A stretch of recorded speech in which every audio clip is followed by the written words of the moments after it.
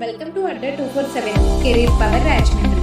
In this session, we are going to look at the vocabulary from the today's Hindu newspaper. Let us begin the today's hit session with the first word reluctance, which means unwillingness to do something. దీనిని మనం అయిష్టం లేదా విముఖత అని అర్థం చేసుకోవచ్చు.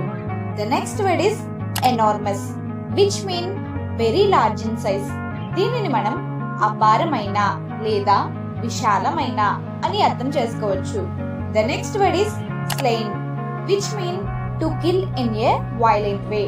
దీనిని మనం చంపబడ్డాడు లేదా వధించబడిన అని అర్థం చేసుకోవచ్చు. The next word is slightest, which means smallest. దీనిని మనం స్వల్పంగా అని అర్థం చేసుకోవచ్చు. The next word is misstep, which means mistake. దీనిని మనం ఇబ్బందికరమైన లేదా తప్పుగా నిర్ణయించబడిన అని అర్థం చేసుకోవచ్చు.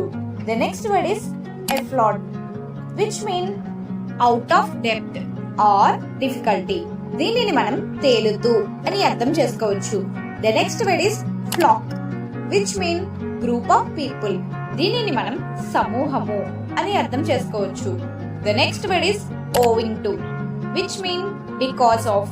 దీనిని మనం ఎందుకంటే లేదా కారణంగా అని అర్థం చేసుకోవచ్చు.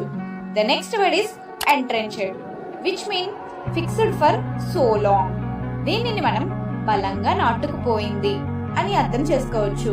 The next word is candid, which means frank or straightforward. దీనిని మనం దాపరికం లేని అని అర్థం చేసుకోవచ్చు. Okay viewers, if you like the video, please hit the like button.